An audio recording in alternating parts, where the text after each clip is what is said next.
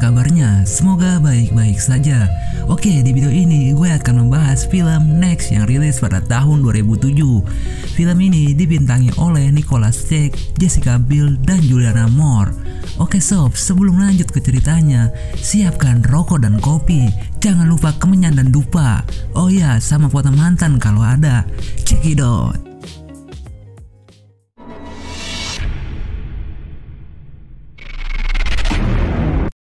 Film ini bercerita tentang seorang pria yang bernama Chris Johnson. Ia berprofesi sebagai pesulap. Dia sering menunjukkan aksinya di sebuah bar. Nah, yang uniknya Chris adalah dia mampu melihat masa depan, namun hanya dalam waktu 2 menit saja. Dan masa depan yang ia lihat hanya yang berhubungan dengan dirinya sendiri. Tapi ada kemungkinan dia bisa melihat masa depan lebih dari batas kemampuannya. Di sini terlihat Chris sedang berada di sebuah kafe.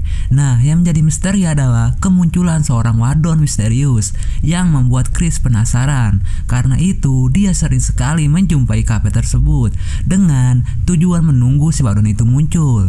Tapi bodohnya Chris tidak tahu kapan wadon itu muncul di kafe itu. Oke, lanjut. Dengan kemampuannya, dia yang bisa melihat masa depan dengan 2 menit itu. Hal itu dimanfaatkan Chris untuk mengambil keuntungan dengan bermain judi di sebuah kasino. Sehingga dia sangat mudah mengetahui hasil kartu dengan 2 menit ke depan. Dia pun sangat mudah memenangkan permainan judi tersebut. Tapi si Chris tidak sebodoh yang orang pikirkan. Dia akan sengaja kalah untuk mencurigai orang-orang itu. Namun, pengawas kasino tersebut juga tidak bodoh. Pengawas itu telah mencurigai bahwa Chris berbuat curang dengan permainannya. Dan Chris pun seketika melihat CCTV yang membuat pengawas itu memanggil satpam untuk menangkap Chris. Hal itu diketahui oleh Chris, dia pun segera pergi ke kasir untuk menukarkan koinnya dengan uang. Di saat Chris sedang menukarkan koin, terjadilah sebuah peristiwa yang dimana kita lihat Chris melihat masa depan seseorang. Ia lihat dan dia akan merubah masa depan seseorang itu.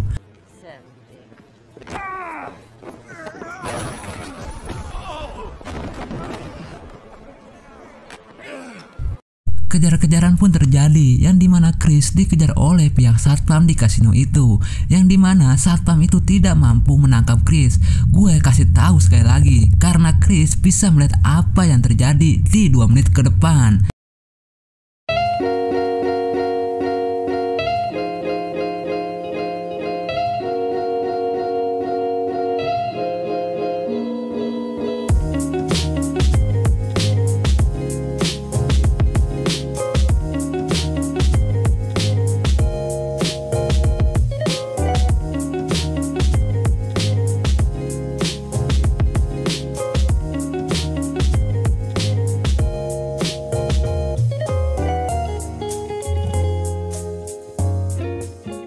Di sini, Chris pasti dikejar di sebuah jalan raya oleh pihak keamanan kasino itu. Di situ kita akan diperlihatkan bahwa Chris bisa melihat masa depan 2 menit ke depannya. Sehingga saat ada kereta melintas, dia sudah mengetahui beberapa kecepatan mobil yang dia butuhkan agar tidak tertabrak oleh kereta itu. Good job, man.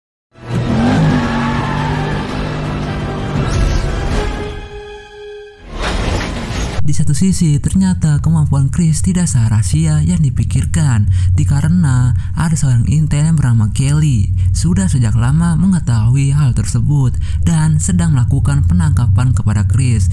Sesudah berhasil melacak mobil yang dikendarai Chris, mereka semua pun langsung pergi ke sebuah TKP. Chris di sana sedang bermain biliar bersama kakek-kakek di sana. Tak lama setelah itu, datanglah Kelly ke hadapan Chris. Di sini Kelly pun mengungkapkan sebenarnya bahwa tujuannya bertemu dengan Chris bukan untuk menangkapnya, melainkan meminta bantuan kepada Chris. Kelly menjelaskan bahwa ada sebuah masalah besar dan sangat penting, yang dimana akhir-akhir ini ada sekelompok teroris yang mencuri bahan bakar nuklir untuk diledakkan. Karena itu, Kelly meminta Chris untuk menggunakan kemampuannya untuk melihat di mana bom itu akan diledakkan. Chris lalu menolak ajakan tersebut karena dia paham bahwa yang terjadi selanjutnya adalah dia akan dijadikan babu untuk kepentingan pemerintah dan beberapa orang yang memanfaatkannya. Karena Chris menolak, lalu Kelly pun terpaksa mengerahkan pasukannya untuk mengepung Chris.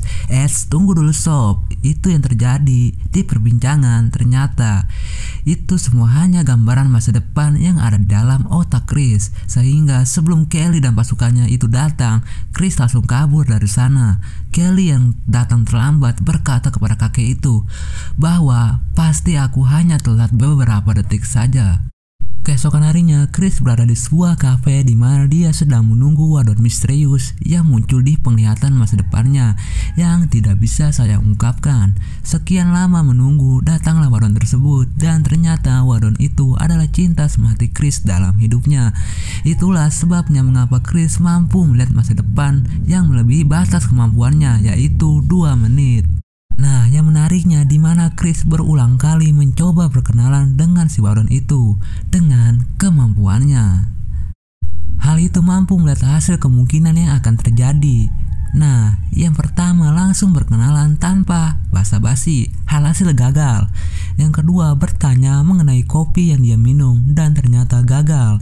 Kemudian yang ketiga sepik-sepik pinjam korek dan ternyata si wadon itu bukan seorang perokok. Dan terakhir muncullah seorang pria yang merupakan pacar si wadon itu. Si wadon dan pacarnya pun bertengkar. Chris lalu memanfaatkan kesempatan itu untuk menjadi pahlawan kesiangan. Tapi justru hal itu membuat si wadon itu jengkel kepada mereka berdua. Setelah melihat beberapa kemungkinan, akhirnya Chris sukses menarik perhatian si wadon dengan cara yang keempat. Tapi dia harus terkena tonjokan. Who the hell are you? I'm our future. Really? Incoming. Alhasil si wadon itu mengusir pacarnya dan memberi pertolongan kepada Chris. Akhirnya kita tahu wadon itu bernama Lisa yang merupakan guru di sekolah. Di situ Chris mengatakan bahwa mobilnya telah dicuri dan dia pun ikut menebeng dengan mobil Lisa. Setelah mereka berdua pergi, tak lama Kelly dan pasukan intelnya muncul sehingga mereka bisa mendapati mobil yang dikendarai oleh Lisa dan kemudian mereka akan lacak. Di sisi lain, para kelompok teroris yang dipimpin oleh Mang Sueb sedang menyelundupkan bahan nuklir tersebut dan ternyata salah satu dari mereka berperan sebagai mata-mata sehingga komplotan Sueb mengetahui bahwa kelompok intel sedang melakukan pengejaran terhadap Chris. Kelompok tidak tahu bahwa Chris bisa melihat masa depan, tapi intinya adalah alasan kuat kenapa Intel mengejar Chris. Untuk itu, Sueb memerintahkan anak buahnya untuk membunuh Chris. Jadi sekarang Chris dikejar oleh 2 kubu, yaitu kubu Intel dan komplotannya Sueb. Scene kembali ke Chris. Di tengah perjalanan, tak disangka malam pun menjelang dan hujan pun turun dengan sangat deras, sehingga mereka berdua memutuskan untuk singgah di sebuah villa. Dan benar, jika gua menjadi Chris dan bisa melihat masa depan, pasti gua akan menerawang apakah akan melakukan mantap-mantap atau tidak. Tapi tidaklah, gua lelaki baik-baik, sangat menjunjung tinggi martabat gua sebagai seorang pengangguran yang beretika dan berakhlak. Tapi kalau ada kesempatan, ya gua gas dong. Dan tidak seperti film barat lainnya, di malam itu tidak ada sama sekali adegan mantap-mantap karena Chris memutuskan untuk tidur di mobil. Tapi saat esok hari, Chris menggunakan kemampuannya untuk melihat masa depan, yang dimana ketika Lisa selesai mandi dan Chris bermain sulap merubah tisu menjadi bunga, disitulah Lisa mulai tertarik kepada Chris, yang pada akhirnya mereka berdua melakukan pengencerotan. You're beautiful. Terangkanlah Setelah selesai melakukan mantap-mantap, Chris pun seketika melamun, mungkin sedang menerawang bahwa Lisa adalah jodohnya. Saat siang, Lisa pergi ke supermarket untuk berbelanja Durex dan beberapa cemilan. Kelly yang sudah melacak lokasi mereka memanfaatkan itu untuk menangkap Chris, yang dimana Kelly mengatakan kepada Lisa bahwa Chris merupakan seorang psikopat yang pandai berbohong. Kelly pun meminta Lisa untuk menangkap Chris dengan cara menyatukan obat tidur dengan minumannya. Saat suatu ketika Lisa mencampurkan obat itu, namun Lisa ragu untuk melakukannya karena Lisa mulai jatuh cinta kepada Chris. Akhirnya Lisa pun jujur dengan mengatakan rencana Kelly kepada Chris. Untuk itu, Chris memberi uang segepok kepada Lisa untuk kabur dari sana agar Lisa terhindar dari bahaya. Dan satu lagi, Chris meminta Lisa menabrak mobilnya ke suatu tangki yang ada di sana untuk mengecoh para agen intel itu. Kemudian Chris sendiri keluar dengan santai dan menjatuhkan dirinya dari tebing. Di sisi lain terlihat pasukan Mansweb sedang mengincar Chris untuk membunuhnya, tapi Chris berhasil mengetahuinya.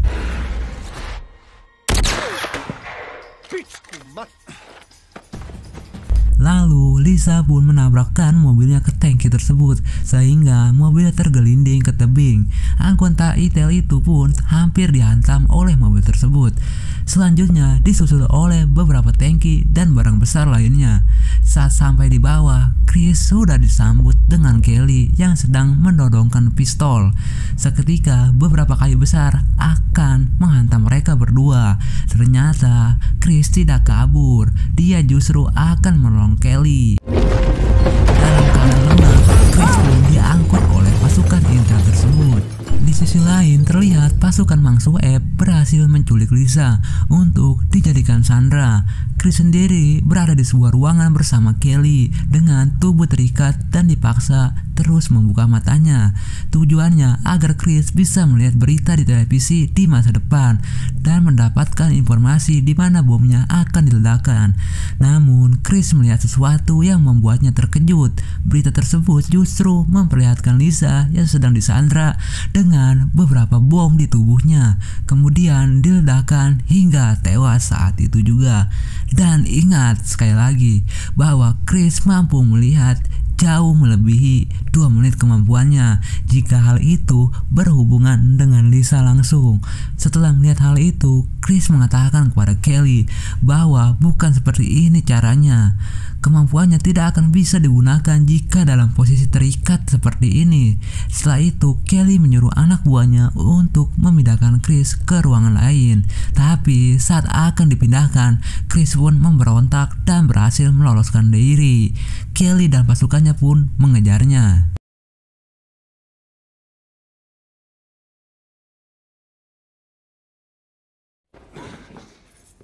Hey, wait, can I get a... Ta-da!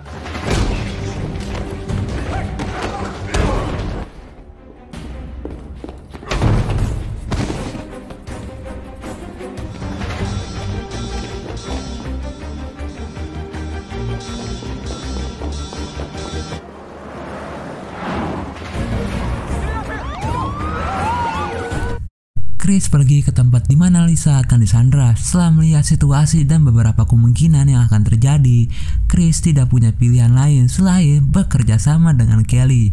Di saat itu, Chris dan Kelly sedang mencari rencana agar Lisa bisa diselamatkan dan bomnya bisa ditemukan.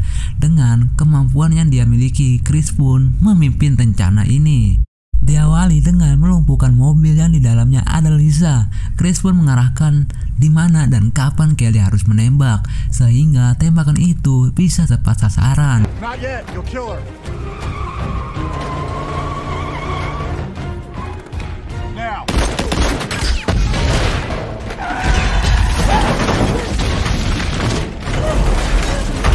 Lisa pun berhasil keluar dari mobil, tapi dirinya belum terlalu aman karena saat terjadi adegan adu tembak yang membuat Lisa harus masuk ke dalam sebuah bangunan, dan akhirnya Lisa kembali tertangkap dan dijadikan sandera. Mereka masuk ke dalam sebuah kapal. Namun dengan semua kemampuan Chris, Kelly dan pasukannya dengan santai melalui zona perang tersebut tanpa harus takut tertembak. Satu persatu pasukan Mang Sueb dengan mudah dilumpuhkan oleh Kelly. Selanjutnya untuk mempercepat proses pencarian, Chris menyampaikan ke Kelly dan pasukannya untuk segera menyebar dan sisanya Chris akan melakukannya sendiri. Di sini ini Chris mengerahkan KG Bunsinya untuk menemukan satu kemungkinan dalam satu waktu.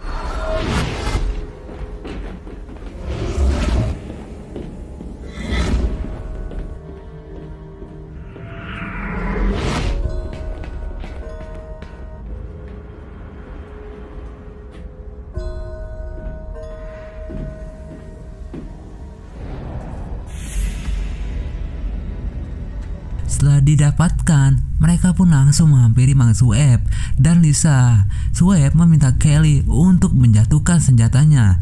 Lalu Chris bertanya kepada Kelly, seberapa hebat kau dalam membidik sasaran? Kelly menjawab, aku sering main PUBG. Chris lalu berjalan menuju Mang Sueb. Chris pun dengan mudah menghindari peluru yang ditembak oleh Sueb.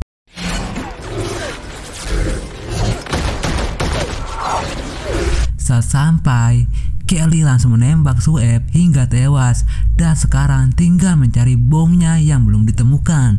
Tapi tak diduga Chris melakukan kesalahan. Bomnya ternyata bukan ada di kapal ini, melainkan di kapal yang lain, dan bom tersebut akan meledak beberapa detik lagi, sehingga Chris dan kawan-kawan tidak mempunyai waktu untuk menyelamatkan diri. Lalu kemudian